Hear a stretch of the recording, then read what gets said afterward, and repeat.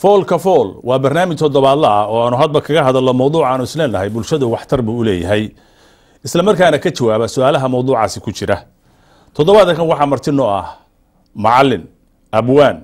qoraa sheeko masrax film qareen ergo iyo af Soomaali waa Saciid Saalax Axmed oo aad ku taqaaniin doorkii uu ku lahaa kooxdii iftin ee dalkii Soomaaliya dhinaca waxbarashada caanka ka ahayd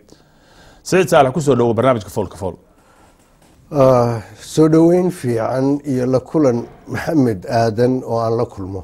mahadsanid Saciid riwaayadii aqoon iyo afgarad ee caanka ku noqotay heestii saxarlaay ha fududaan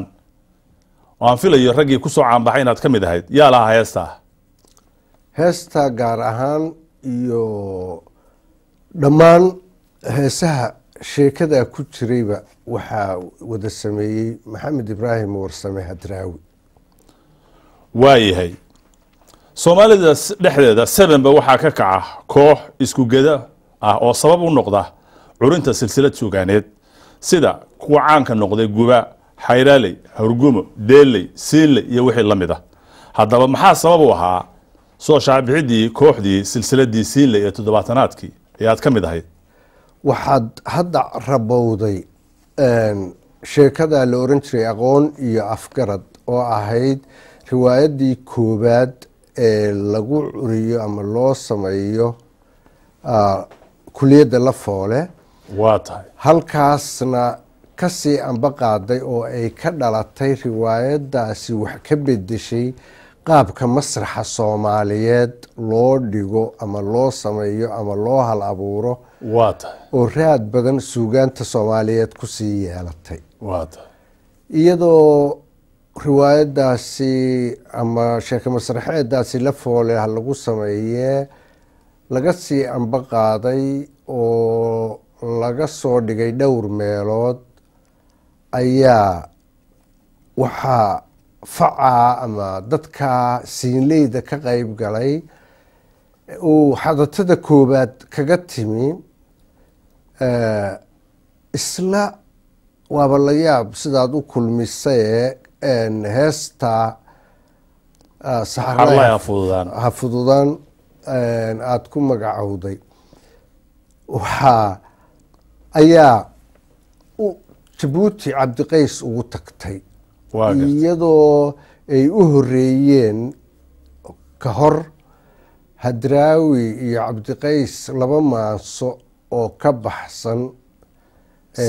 siinleyda oo ahaa ama shaqalka alif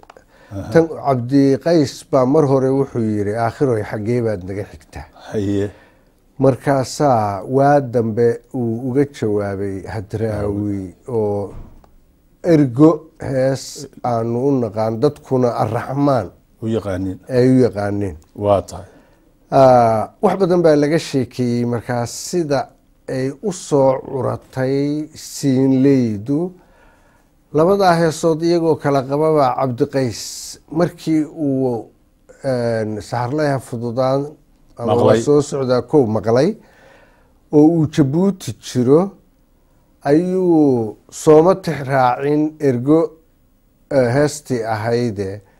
iyadu ka soo jawaabay buu ka jawaabo wuxuu yiri ninka soo socda uu joog waxaad soo sidana celi marka halkaasay labadoodu iskala amba qaadeen oo sii wateen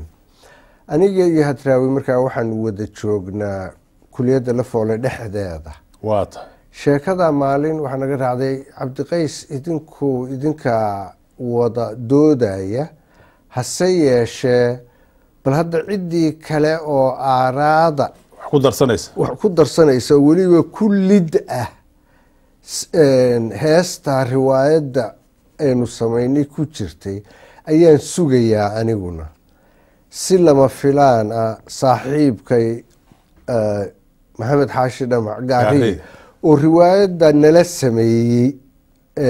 aqoon iyo afgarad ayaa burco markaa nagaga maqnaayo ka shaqaynayay ayaa soo jawaabay marka halkaasaanu aniyo gaariyana iskala amba qaadnay dad badanina ay ka soo qayb galeen oo kala dambeeyey. sheekadu way dheeraanaysaa. teebay gaadhay markii dambe oo abwaan ama tiro inta heesood oo ay dad ku noqnoqdeen sida cabdiqays iyo hadraawi oo mid waliba 4 lahaa ay ugu badnaayeen, waxay gaadhay inta waa badnayd intana soo gaadhay oo aanu ururinay 34 heesood bay ahayd. inta hadda cajalada yuusuf shaacir ku duubayna way ka yar yihiin. marka heese baaxadaale bay ahaayeen. waxaad markaad isku xoorisay ujeedadii riwaayadda iyo meeshii dadkii ku soo biiray iyo dadkii fasiray la aadeen ma is yeesheen? xageese loo dhigay riwaayadda markii dambe silsilada xagee bay u jahaysantay? ma jacayl, ma siyaasad, ma wadaniyad, ma waxbarasho? xagee bay la aaday? goob waxbarashana waa ka timi. abtirsiinyaha maasadu laabud waa aada bay u fara badan yihiin oo lagu sheegi karo. mid walba waa halkeede. riwaayaddu aqooni wayska halkeede afgaradka ka horeeya ayuu magaca buuxaa ahaa. waa garta arrimihii markaas Soomaaliya ka jiray baanu si daacad ah oo caadiya u xaliyeynay oo ugaga sheekeynaynay. inta badan waxaanu baaweynaynay oo magac u sameynaynay jaamacaddii ummadda Soomaaliyeed ee wadanka markaa ka curatay oo aanu joognay kulliyadii ugu horeysay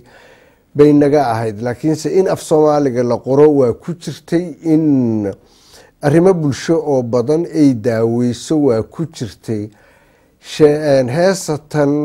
waa soo socdaa kow, waxna waa sidaa labo, waa isla saxarlaha fududaane. riwaayadda waxay uga mid ahayd dadkii aqoon-yahaniinta dibadda wax ku baratay mid maqnaa ayaa soo tebinayey oo gabadhii kalgacalka daneed uu u hayay oo wadanka joogtay u sheegayey inuu soo socdo waxna sido. suurado badan bay markaa riwaayadda dadkii markii dambe siinley curatay. dadku meel ma wada joogo. dadku qofna sarbeebaha la isticmaalay in uu wada garto waxa ay qofkaa hal abuuray uu uga jeedo ma wada garan karo. ma wada laakiin waa fasiran karaan. waxay la noqoto qof waliba. annaguna ilaa maanta waxaasay ahayd iyo waxaasay tahay ma niraahno. sidaanu waagaa oran jiray waa ka baxsan tahay mabaadi'da suugaanta haddaad waxal abuurto oo dadku ay tafsiir u samaystaan inaad tiraahdo taa maaha ee sidaa quraan ula jeeday. marka waxaad soo xeeraysaa macnihii suugaaneed oo dadka waanu u daynaa tafsiirada ay ilayn iyagaa waxa kan leh. marka waxaad qaadateen fekerka ah intii fanku qofka daba socon lahaa qofku fanka ha daba socdo. nacam waa sidaa fiican aad u tahay. hal abuuradii ku caanbaxay riwaayadaas iyo doorkeeda oo masraxa Soomaaliyeed ku soo istaagay hore si aan la aqoon yaa ka mid ahaa oo maanta jooga ama sidoodaba? riwaayadda adiga hadraawi iyo gaarey waa garta. waxaa ku 4 ahaa oo waagaa nala sameeyey nin aan geeridiisa aada looga naxay oo isaga oo dhowaan ahaa guddoomiyihii jaamacadda Hargeysa ku taala shil baabuur ku dhintay. muuse cabdi cilmi samatar oo muuse garle loo yiqiinay. allah u naxariiste. 4tayada ayaa wadaagnay. wax riwaayad hore u sameeyey hadraawi oo markaas suugaanta lagu yiqiinay iyo anigoo heer dugsi iyo iskuullo joogay ayaa kaga jiray. marka 4tii naasa ugu caansan raggii ku soo baxay masraxa oo masraxiyadana sameeyey suugaantana sii waday. waa jireen dad kale oo hal abuura ah laakiin waagaa riwaayadda ka qayb ahaa jilideeda sida faaraxa bukar khayre, faarax askari oo kale. waayahay waxaad samaysay riwaayadii roob waa roob, goobo iyo shangees iyo riwaayado ay ka mid yihiin. maxaad ku doorbidaa riwaayadaha magacyada sarbeebaha leh markaad riwaayadahaaga ama si adigaba keliga haddaana kaa dhiginba rag kale oo badan ama mu'alifiinta ama halaburada mase la oran karaa riwaayadaha qaarkood ama magacyada sarbeebta waa siyaasadaysan yihiin mahadsanid maxamedow xusuuso badan baadba i xusuusisay oo magacyada riwaayadaha iyo kuwo kaloo jiray magacyada maxaan ku doortaa magacyada waxaan ku dooraa mowduuca aan ka hadlaayo maxay sarbeeb u yihiin suugaan oo dhan baa ku macaan suugaantu waxay suugaan u tahay baanu nidhaahnaa waa inaanay qaawanaan cadceedu bari bay ka soo baxdaa suugaan ma aha inkastoo midhaha la taxo hadduu wuxuu caadi yahay inbaa suugaannimadii ay ahayd suugaan ka maqan marka waa in marka koowaad dareenku soo jiitaa dhegeystaha waa inay daawatashadu ama daawatadu doondoontaa magacaa soo socdaa talow muxuu sidaa sidaasay ku qurux badan tahay aragtida siyaasadeed iyo waxay ku jirtay haa iyo maya anigoo aan si ballaadhan midna ugu oran karin oo tii hore tixraacaya laabud masraxiyadaha aanu samayn jiray ama aniguba aan markii dambe kusii anba qaaday waa ku jireen masrax siyaasadeed lagu daweynayo wixii khalada oo markaa la dareemo oo jiray oo lagu meel marinayo waa sidaad u tiriye weliba sarbeebta aan ku noqdee waxyaabaha aan aqoon iyo afgarad mustuleedka uga dhigayay inay hab cusub keentay iyo siinleydu ayay fikirkaa dugsiga la foole fikirka aanu u naqaano ayay kasii anba qaadeen kooxda iftiin iyo aniguna aanu halkii kasii wadnay noociyadda caynkaasa marka midna riwaayadaha aada magacowday uma arkayn cid wax lagu yeelo laakiinse mid waliba isweydiin bay xambaarsanayd oo igu yeelatay oo aan ka jawaabayey oo nala ku baadhay oo loo arkay in ay ku jiraan waayahay geeraar ku jiray riwaayaddii goobo iyo shangees baa wuxuu ahaa goobo waa giraan wareegsan goobo xagla godan ma leh haddii goobooyinka lasoo galo waa goob dagaal laga ridaa balaan goobadii goobno intaasoo goobo oo riwaayadda heestaas ku jira geeraar ku jira haddaad u jilciso faca hadda jira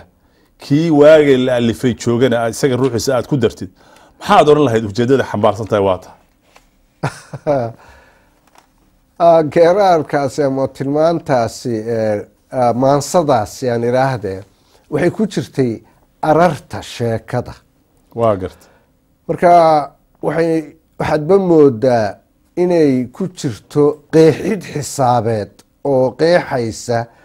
goobada ama wareega seerkalku waxa uu yahay taasi markaa loogama jeedin waxaana lasii raaciyey waxa la xidhiidha markaa waxay inoo geynaysaa inaynu doono magacan maxaa riwaayadda loogu xulay oo ay xambaarsanayd waxaa riwaayadda curinteedu ahayd xilligii labada wadan oo dariska ee soomaaliya iyo etoobiya ay dagaalka galeen xilligii 77 waa tii cid waliba suugaanta kaga hadlaysay waayaha markaa socday annagu si aan ahayn sidii sarbeebta la-ayd ama sidii tooska ahayd oo mataxnayd ama si aan taariikh ahayn kamaanu dhigine taariikhdii wadanka laysku haysto oo dagaalku ka dhacay baanu isku dayey in aanu fasirno oo u muujino waxaa markaa khayaalka ama mar waliba humaaga aada dhigto adiga oo intaa u jeeda ayaa meel kula tegaya wuxuu ila tegey dalka soomaaliyeed markuu iswada raacsanaa inuu goobo wareeg ahaa oo haddii iminkaba inta af soomaaliga ku hadasho isku soomaalida aada u eegto goob yahay uu goob yahay goobtii sidaa ahayd ayaa ifafaalihii gumaysiga iyo saameynta uu ka dhigay shangees uu u rogi marka waagaa halganka socday oo la waday waxay tustay in shangeesta goobadii loo soo celinayo oo sidii laga soo dhigayo markaasaan maansada noocaasa ararteedii inaan dadka ugu sii gogol dhigo mar haddii shangeestii goobo loo celinayo waxa habboon in ay goob loo dagaalamo tahay waxaa ka mid ah goobihii shangees ka mid ahaa maansada ku magac baxday oo ay ereyadeedu ka mid ahaayeen guryo samo dhulkaygii geeska afrikee bari xilligii gusooraha guruf weerar baaxigay beelihii gobta ahaa goodimida ku noolaa gacalkiyo sokayyii geela wada lahaan jiray gurdan sabab la-aaneed cadceed goof madoobaad xidigii gamaaryo dayaxii guduud noqoy qoyskii gudboonaa geedi lama filaana goonyaha u kala raray gabal baa u kala dumay goob dhaxaan codkaygii galiilyada la taahaa gaajada la daabtaa luunku igu gowracay waxay tiri aniguba galbeed baan shimbiraha la giishaa galow igu ciyaayaa guuguule magansaday geesiga tiraabow gacantaada soo taag laantii gobka ahayd geestaada ila qabo geelada wax tabataay garabkaagu waa ani galladaydu waa adi geestaada ila qabo goobiyo shangees geylan iyo dagaal gumuc iyo rasaas golxob iyo fallaar godin iyo hangool guusheennu waa garashiyo midnimo ereyadu maxamedow dad markay hadda iga maqlaan waxay yidhaahdaan 77 ma ahayne xilliga joogay salsalowda waa tahay durbaanka iyo dareenka xilliga waa masrax soomaalida ku soo galay bandhigii banfas faca hadda jira waxba kalama socdaan haddaba doorkee baad ku lahayd riwaayadaasi iyo taariikhdii ay soo martayba mahadsanid waagii dowladaha african iyo beelaha madow iyo beelaha madow ayaa go-aan gaadhay in isu soo dhowaanshaha dhaqan wadaagga isku tiirsanaantooda la bilaabo bandhig dhaqameed oo baaxad weyn leh oo inta dugulmadowga ahi ay ka wada qayb gasho kii koowaad buu ahaa shuruud baa loo soo yeelay qaybaa loo qoray qoraalaa laga soo sameeyey dalalka ka qaybgelayaa loo diray markay intaasu dhacday baanu si aanu ugu diyaar garowno waxaanu niri mid u eeg oo soomaali ah oo soomaaliyeed aan samayno oo dalka u qabano kow guddigii kaas oo banfas ku magac baxay bandhiga fanka iyo suugaanta soomaaliyeed oo sanadkii oktoobar 1976 ku aadanaa guddigeedaan ka mid noqday isla markaa halkii aan joogay iyo koobtii aan suugaanta aanu ka fidin jiray ayaan riwaayad lagaga qayb galo bandhiga banfas baan hala abuuray oo ay kooxda iftiin soo bandhigto magaca aada sheegtay durbaankeen iyo dareerka xilliga ayaan u bixiyey khayaalkeedu ahaa in durbaankii africa lagu yiqiinay oo reemi jiray uu tebiyo taariikhda africa oo uu isagu sheego uu fariin wado ka noqdo oo aydii cagaarayd marba xaaladeedu sida ay ku sugnayd uu durbaanku marka hore dinaagadiisa magac ku yeesho marna dawangariiro uu 4 marxaladood baad mid waliba magaca lahayde marna uu dareen reemo sidii uu xorta u ahaa iyo sida ay u soo galeen gacanta gumaysi iyo sidii uu u gilgishay iyo xornimadii iyo meesha hadda uu marayo xornimadii sidii loogu rajo qabay ay africa ka noqon weyday ayay tebinaysay.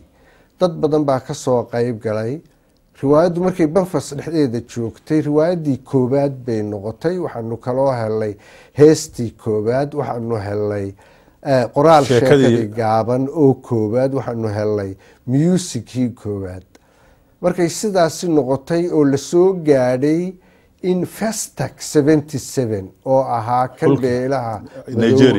xulkii Nigeria la geeyo, ayay ahaan weyday xagga riwaayadda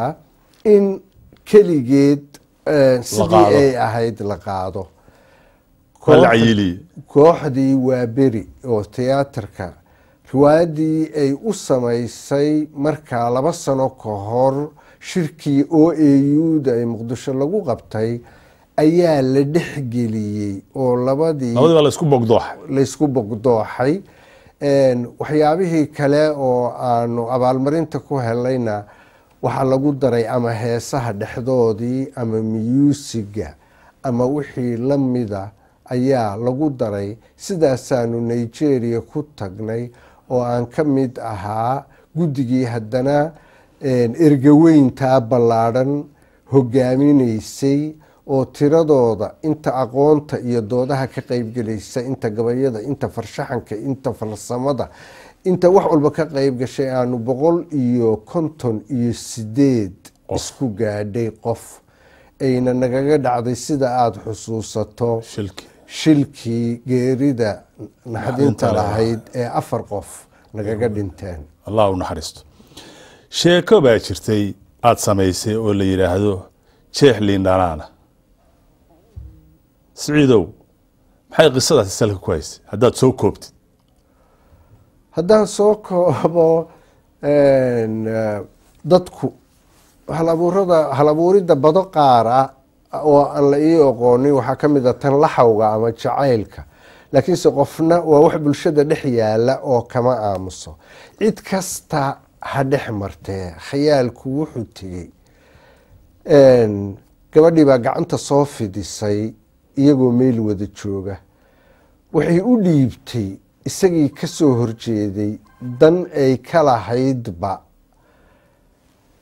hal bambeelma ah dhambal oo kala jeexan. inta ay cuntay oo muudsatay oo macaansatay ayay u hadiyeysay oo u dhiibtay isagii. waana sheeko sidaa u ahayd oo run ah.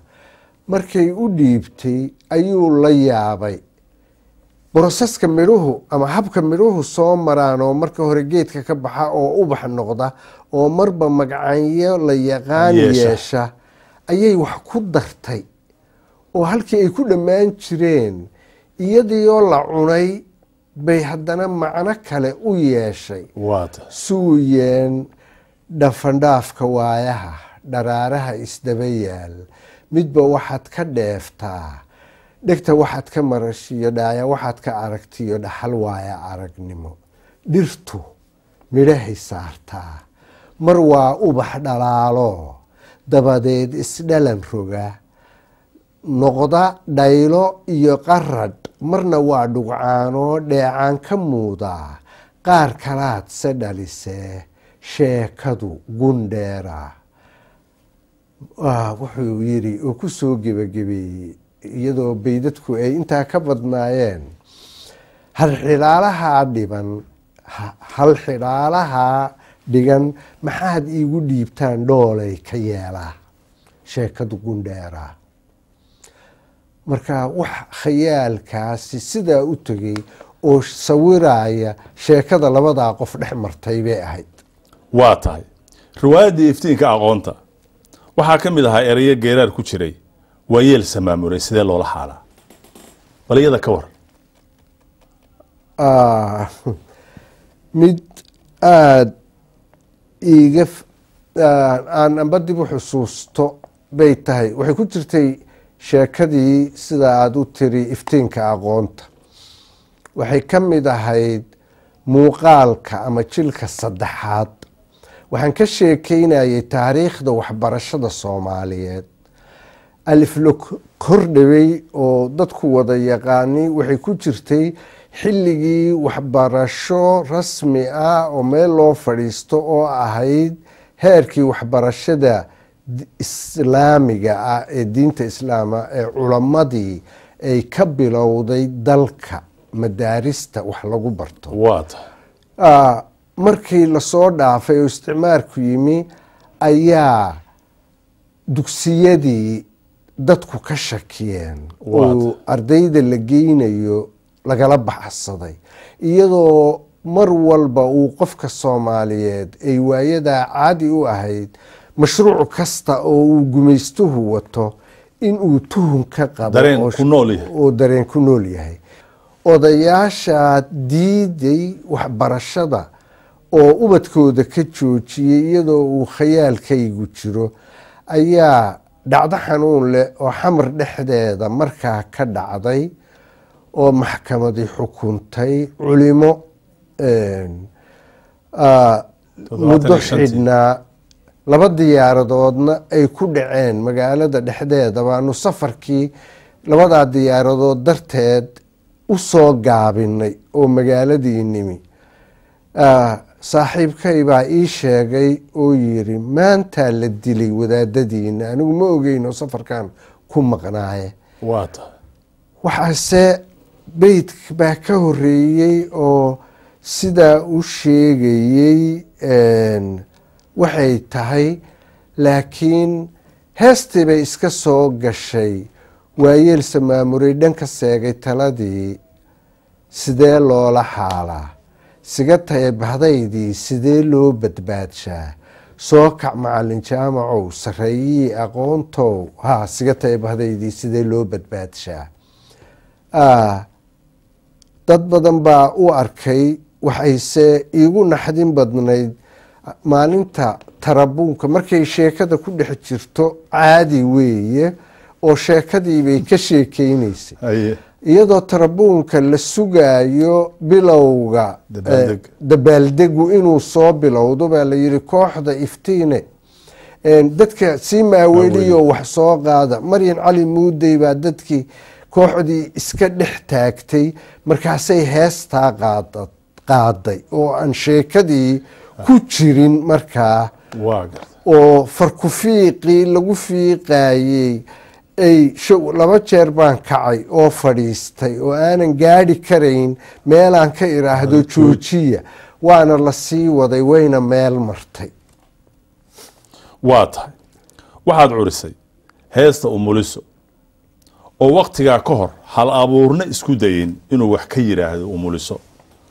maxaa ku xusuusiyey inaad wax ka tiraahdo xilka umulisada? fac kasta waa tan laamaha jamciyadda qurumaha ka dhaxaysaa marba halgan la wadaa oo loogu magac daro 10kii sannadoodba. waxay ahayd 1979 oo uu bilaabanayay facay caruurta. waxaa loogu magac daray International Year of Child IYC 79. wadamada ku jira oo adduunka daafihiisa wada ah ee UN-ka ama xubnaha ka ah baa waxaa la yidhi furitaanka oo ka dhacaya Zurich Switzerland. wadan waliba 2 heesood tartanka ha kaga qayb galo. 2da heesood mid waa la carifay waxa ay ka hadlayso waxaa la yidhi qodobka 10aad ee xuquuqda caruurta ha lagu fadhiisiiyo. midda labaadna waxaa la yidhi loo fasaxay inay waa loo fasaxay mawduuca qofkaasi wax caruur la xiriira oo meel kasta ah tan labaad inuu ka sameeyo. habka Soomaali ay martay ka qaybgalkaas ayaa isaguna naxdin lahaa, sida dadyowga qaarkood ay marar qaarkood maamulku ina ka noqdo. waxa maalin maalmaha ka mida aan ii yeedhay ama aan la kulmay ninkii guddiga qaranka ee waxaa sanadka caruurta oo dhan guddigii loo xilsaaray xoghayaha ka ahaa. wuxuu yidhi waxaanu helay warkaa heesaha lagaga qaybgelayo halkaa, ma dirin cidna umaa soo bandhigin, laakiin markii waktigii laysoo weydiiyey waxaan idhi heestihii annagu waa soo dirnay, waxna ma dirin. hadda warqad kale baan helay oo la yidhi bil baa lagu daray waktigii, annagu suugaantiiniina maanu helin, iminka waa la kordhiyey, bal noo soo dira xitaa kobiyadii. ma ahayn heesaha qura oo la qaadayo, waxaa la iska doonayay in wadankaasi qalabka muusicgiisa soo sawiro uu u leeyahay hidaha iyo dhaqanka, inuu ka soo sheekeeyo sida muusicgii wadankaasi u soo barbaaray. waxaa la iska rabay hees waliba ama maase waliba iyadoo muusicgu ku googo-ayo muusicgii qoran yahay iyo iyadoo codaysan oo la qaadayo, iyo heestii oo 3 afafka tarjuman carabi iyo ingiliis iyo ingiriisi iyo carabi iyo jarmal iyo faransiis iyo afafka UN-ta lagaga hadlo. arrintiibuu ii sheegay. waan qaadayoo waxaan ula tegey saaxiibo badan oo hal abuura ah, waana warsida tanaa jirta wax aada ugu dhega nuglaada markaa oo wixii ila qabta ma aan arag. laakiin anigiiyo kooxda iftiin waxaan dareemay inaanu ku filannahay wax muusig qora, wax sawira, wax tarjuma, wax alifa. labadii heesoodba xilkoodaan isa saaray. qofa kan aan hooyana lagu sheegin, ilmo walibana hooyanimadiisa wax ku leh, ee ilmo waliba adduunka ku soo dhoweysa. erayadeeda ay ka mid ahaayeen hooyo aan la aqoonsan, hooyo aan la ogeyn, haddana aan laga oolin, umulisooy adigaa ah. ooridii dahanaysa markay fooshu eryeyso, tay ku eeranaysaay astaantii naxariista, umulisooy adigaa ah. qof kastoo ifka jooga amintuu dhalanayay, soo dhoweynta ilmaa iridii jiritaanka, umulisooy adigaa ah. ubadku goortuu uurka hooyo ka soo arooro, marka adduunka dhibaato oosha ugu horeysa, markuu abbaaro naqasku oofta,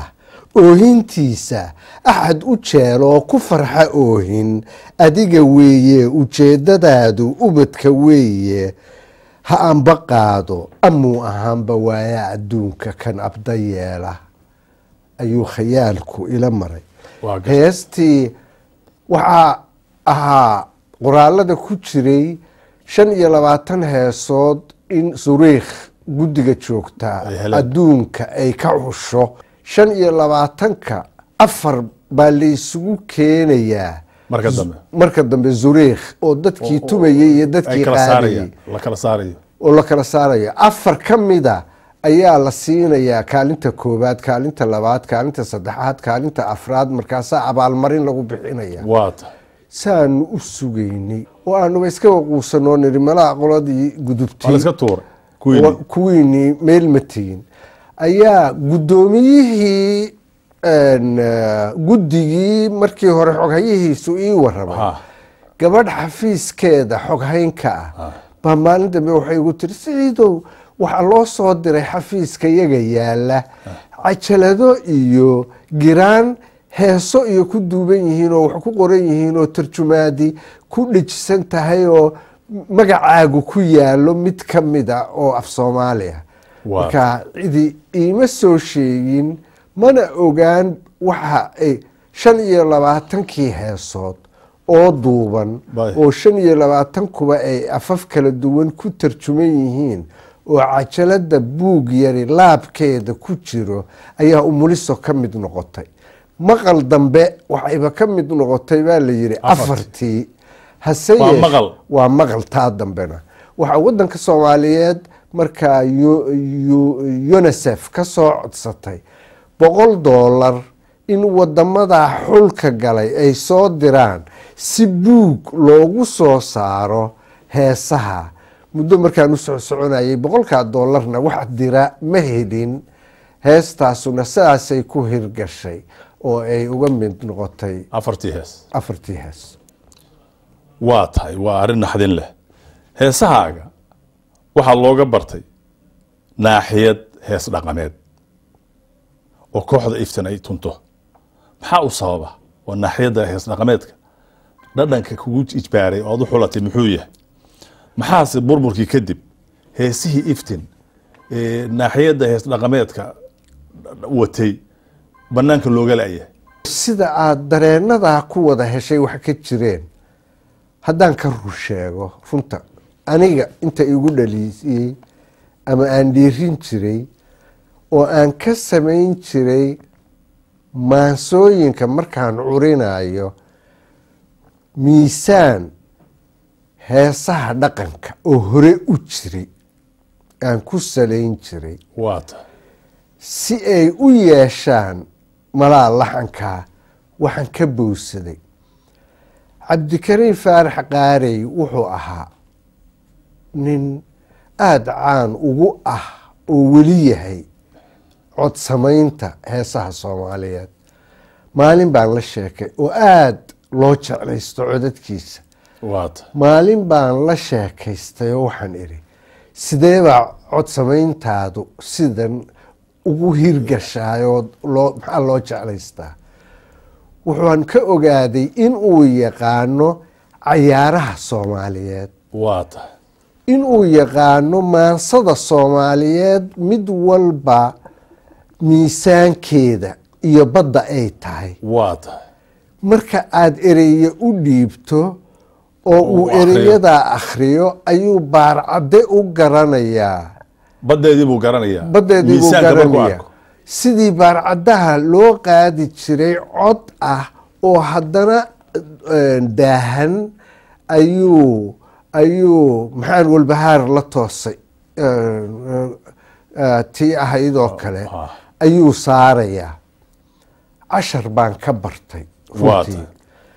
markii ay hawshaydu markaa kooliyadda la foolaan ku jiraayo aqoon iyo afgarad iyo baanu samaynaynaa markay hawshaydii masrax abuurid iyo koox la shaqayn ka mid noqotay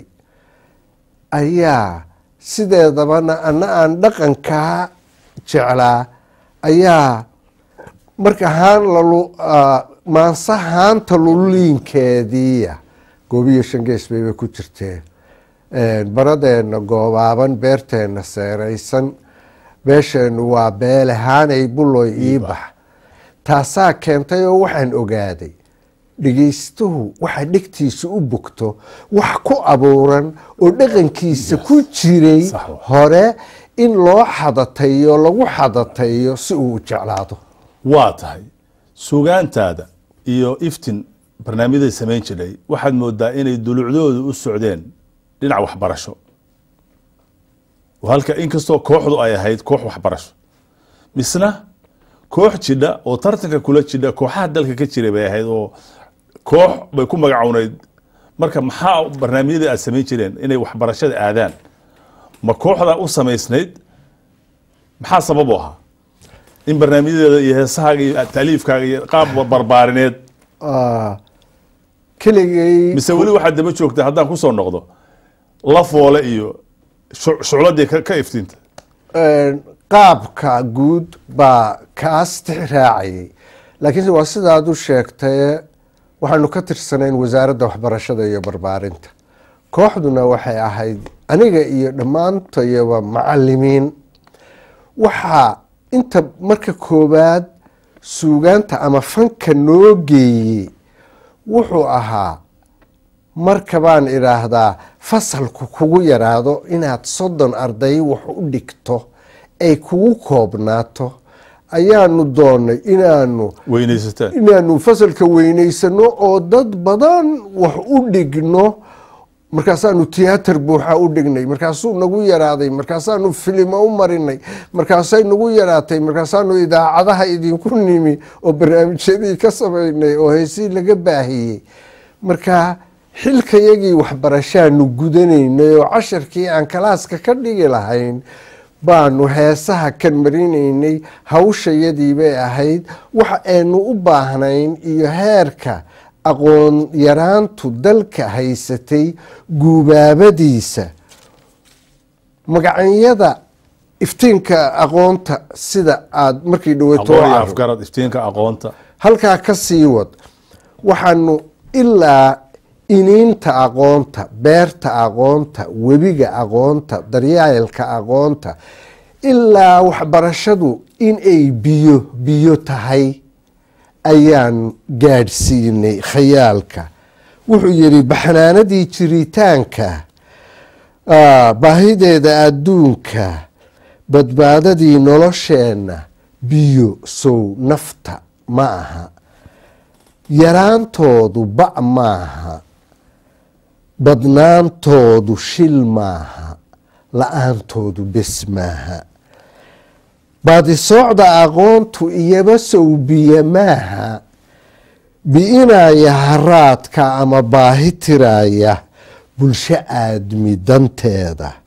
biyaha waxdhigooda bar dareertay sideeda barasho sow habka maaha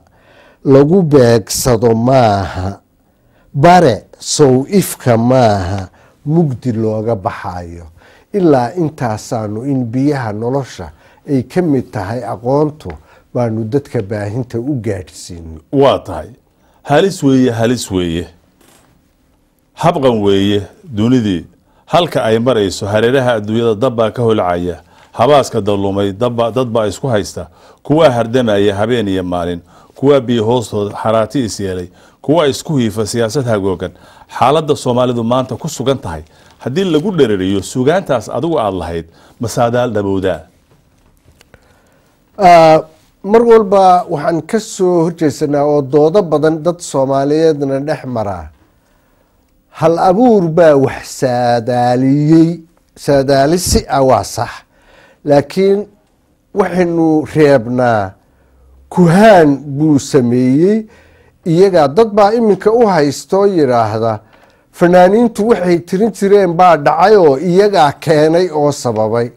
laakiinse taa maaha ee waa sida aada u tiri qofku marka uu fekero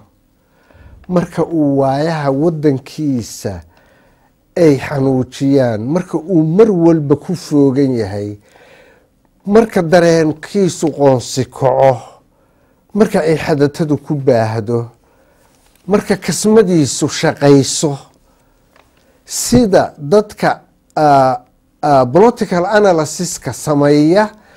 ayuu saadaasha siyaasadeeda iyaguba waayo aragooda ay ku arkaan ayaa marar waxa kuu muuqanaya wax dhici kara gobiyo shangees bay ka mid ahayd oo waagaa 7 runtii la dhigay 78 sheekada gunaanadkeeda waxa ay ku dhammaanaysay hees kale oo haleelo la yidhaahdo oo la wada yaqaan geelii 1896 la kala gooyey oo la yidhi markii etoobiya iyo talyaanigu ay heshiiska dhiganayeen la yidhi geela maanta xoolaha xagga etoobiya jiraana waa etoobiya kuwa kalena waa xagga soomaaliya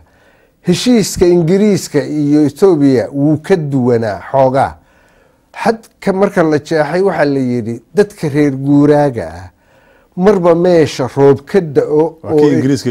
waa kii ingiriiska etoobiya way u guuri karaan. kii talyaaniga iyo etoobiyana waxa la yiri maanta siday u kala go-een waay 77kii waxaanu khayaalay in geelii waagaa kala go-ay maanta la isu raabinayo oo la sii wado oo lagu sii heesayo inuu isku golo fadhiisto. markaanu riwaayadii diyaarinay oo sheekadii aanu halgankaa kaga qaybgelaynay samaynay ayaa geelii la soo celiyey. waxaa sababaha geystay aanay labada dal oo dagaalamaya ku xeerayn ku ekayn ee saameynteedu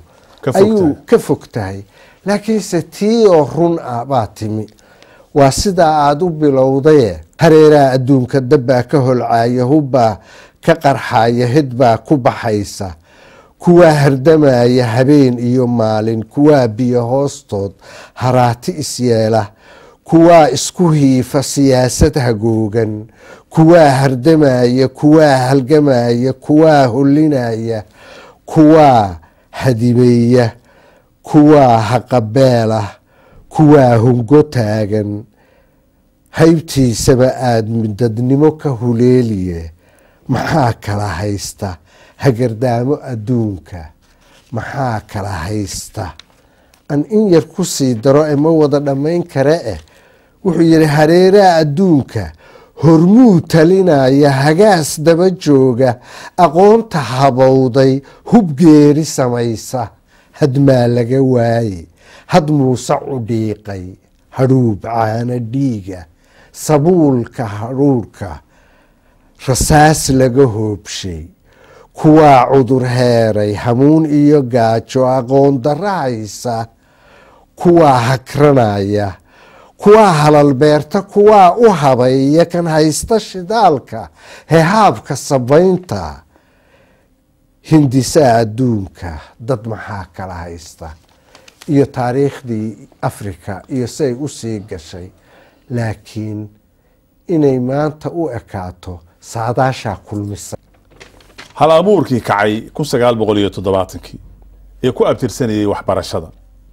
ee aad ka mid ahayd, hilaalkoodii wax culis ma kala kulmay xilligii kacaanka ee uu ku soo beegmay wax culaysa? tusaale ahaan aqoon iyo afgarad oo la foole guddidii 8aad oo eegta ayaa fasaxday. guddigii 8aad oo eegta oo baadha oo wax ka saarta oo ka talisa, inkastaan wax badan oo la qoonsaday. tii ku xigtay oo sanad ka dambeysay oo isla kuliyadda oo tusmo iyo tawaawac ahayd oo maxamed ibraahim warsame, waa tii geyeysiisay markaanu dhammaynay oo 8dii guddi wax u dhow u bandhignay oo la diiday in qansax dheer loo masaafuriyo oo loo walwaalo. waa tii keentay raad abeeso wuxuu ahaa cabdicasiis daqare oo iyadana habeen la dhigay oo la jooji. maskax bay u tahay dunidu magan wuxuu ahaa xasan sheekh muumin oo iyaduna in socotay kooban oo la jooji. kullina waa bahda barbaarinta. intii kooxda iftiin ay masraxiyadaha badan oo aqooneed ama wax kasta leh oo aniga iyo halabuuradii ka dhex kacay oo ila wadaagay farta lagu wada fiiqay. waxaa jira qoraal aan ururin jiray oo aanan inkastaanan weli qorin aan oran jiray waabaan qorayaa qoraal la yidhaahdo 7 laakiinood. 7 jeer ayay iga soo martay, mar walba aniga oo isla fiican wax soo bandhigay, cashar bixinaya, in madaxda siyaasadeed oo aragtaa aan kala kulmo oraahda riwaayaddii halka lagu soo bandhigay way fiicnayd, laakiinse tii ku xigtayna ay inta laakiinta ka horeysaa xoogaa sii dheeraato. kooxda iftiin riwaayad fiican bay soo bandhigtay oo aqoon ku fadhida, laakiinse waxaa la yidhi laakiin waa tirtirtaa wixii ka horeeyey oo ma tilmaana. cabsiyo badan iyo canaano badan oo toos ah iyo ooto badan oo habeenkii marka la daawado subaxii la ii soo diro ayaan kala kulmay 7 laakiinood. waa tahay ugu dambeyntii xilliga burburka waxaa samaysay riwaayadda cakaara ama sheekada cakaarana magacyo badan bay qaadatay sida igu maqaalaha. haddaad soo ururisid magacyadii qaadatay ma waxay noqdeen magacyo xagga wanaagga u janjeera mise waxay noqdeen xagga magacyada xumaha u janjeera? malaa waa isku dhex jiraan oo deegaanba sawirkeeda ka qaataye. waa tahay xagga taban ee negatifeka weeye ee waxyeelada ah mid qura baan xusuustaa oo dhaliil malaa looga jeedo, laakiin kuwa togan ee ah wax ku oolka meel allaale meeshii dad isugu yimaado oo war laysku weydaarsado ama meeshii astaan nabadeed intii dagaalada sokeeye ay sida kulul u soconayeen astaan nabadeed lagu tuhmo baa cakaaraa loo bixiyey. waxaa ka tusaale ah oo ka mid ah haddaan geeska koonfureed kaga soo qabto magaalada Kismaayo laamigii Jarmalku sameeyey iyo kii Ruushku sameeyey halka ay ku kulmaan geedaha waaweyn oo la hadhsado ku yaala oo sinimada horteeda oo dadku ku kulmaan bar cakaaraa loo bixiyey. markaad hore uga soo raacdo tuuladii ama magaalada Luglow la oran jiray meesha shacbi dadweynuhu dego dadweynaha magaalada degaa waxay noqdeen wixii dagaalo Juba hoose ka dhex socday oo marba la kala qabsanayay in ay dhaawac qaadaan, inay daweeyaan, inay cid walba iska abhiyaan, in ay dad isku jir ah oo magaalada degani ay markii dambe tabeelo samaystaan magaaladooda halka laamigu uga leexdo ay u bixiyeen Buule Cakaara oo magac uga dhigeen. waxaa soo kale oo aan la kulmay suuqa xoolaha oo Hargeysa mar dagaalo ka soconayeen dadka xoolaha beelaha wada keena oo iyagu xoolaha meesha ku iibsada. inta xoolaha gelinka hore la iibinayo ariga ama geela oo halkaasi la isugu keeno waa heshiis oo waa ku wada iibsadaan. marka uu dhammaadona labada gees baa madaafiicda la yskaga soo garaaca. suuqa waxaa loo bixiyey suuqa Cakaara, xitaa magaalada xaafadii ka samaysantay oo dhanna weli loo yaqaanaa. waxaan hoos tegay geedka Boorame fadhi ku dirirka goobaha ka mid ah oo quudka ama kediga ah oo magaalada ku dhex yimaada oo dadku ku kaftamaan oo isagana geed Cakaara loo bixiyey. makhaayadda weyn ee BBC-da laga dhegeysan jiray iyo idaacadihii markaa jiray oo jigjiga ku taala oo loo bixiyey iyadana Cakaara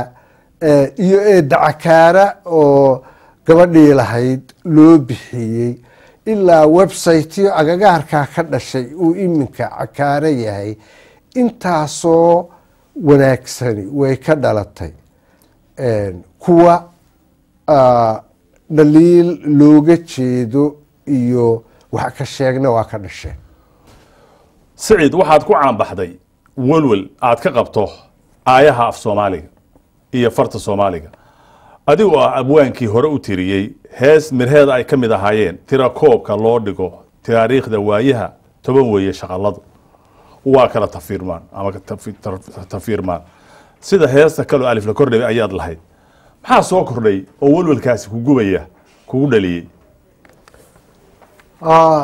af Soomaaligu weligiiba soo jireen buu lahaa. waa af taariikh dheer leh. sanadaha aynu xusuusano 1972 ayuu qoraal inoo galay. sad weyn baa u soo kordhay. wuu kaydsamay guubaabooyinkaasuu lahaa. waxa burburay wixii isu hayey afkii iyo ubucduu ka fidayey ee dugsi lagu dhigayey ee uu sii kobcayey maamul dowladeed ku socday ee maamul dowladeed ku socday waxaa loo kala firdhay goonyaha adduunka qof walboo af soomaali yiqiinay oo uu afkiisa koowaad ahaa wuxuu la kulmay af kale oo uu u tegey waa inta soo barabaxdee oo uga xoog batay oo dantu ku kaliftay halkaasuu ubad ku barbaarshay waalidkii meesha caynkaasa oo af kale wax lagu baranayo oo af kale lagu shaqaynayo markaasaanu dadku dareenkii wada garan laxawgii af soomaaliga u hayey oo uu in badani isku ilowday afkay u yimaadeen oo inanu ubadkoodu soomaali sii ahaanayn hadduu afka ka tago waxaan dadka ku idhaahdaa midabka iyo saaad u eg tahay soomaali kuma tihid dharkaad qaadatidna soomaali kuma tihid sida aada u hadasho afkaas aad ku tahay oo in badan oo kala wadamo degan u siman ayaynu soomaali ku nahay welwelkiisa waxaa igu beeray marka da-yartii dugsi gelaysay waddanka gudihiisii intii ii joogtay lasoo saaray da-dii dugsiyeed inay 3% dugsi ka tagto lagu qiyaasay 3% in badan oo ka mida oo waddanka gudihiisa wax ku dhigta ayaa af soomaaligii laga mamnuucay iskuul ama ku dhex yaala waddanka gudihiisuuna wax ku dhigtaa waan la kulmay ardayda iskuulladaa ka timaada ayaan halkan joogo oo dibadda ah wax ugu dhigaa ardayga ii sheegay in lagu ciqaabi jiray hadduu af soomaali ku hadlo dayrka iskuulkiisa cid waliba waxay tustay dan aan la garanayn faa'iidada ku jirtaa in uu af kale ubadkii baro oo ku dhiirigeliyo ay u badan yihiin carabi iyo ingiriisi labadaa af qaabka samayska weedhu ka qalloocday waa wax laga xanuunsadaa meesha af soomaaligii usii quluulanayo haddaan la daba qaban ubadka muuqaalka ka af soomaaliga ah afka hooyana ka magantaa eedeeda yaale baa leeyahay unuga koowaad oo aanu doodi ka taagnayn eedeeda waalidkaa leh waata haddii intuu guriga joogo isba ilayn iskuul uma tegin waalidku waalid buu ka soo bartay oo kula hadlay intaa qura hadduu tixraaco oo ogaado oo ilmuhu kan waddanka uu yimi oo iskuulka loogu dhigo wuu baran khasab buu ku baran baahinta iyo qalabka isgaadhsiinta iyo boqolaalka meelood iyo saaxiibkuu ka baran hadduu ku dhiiriyo waxtar buu ilmahana u yahay fariinta aqoontana wuu sidaa Saciid Saalax mahadsanid barnaamijkeennii foolka foolla inta ayuu ku dhan yahay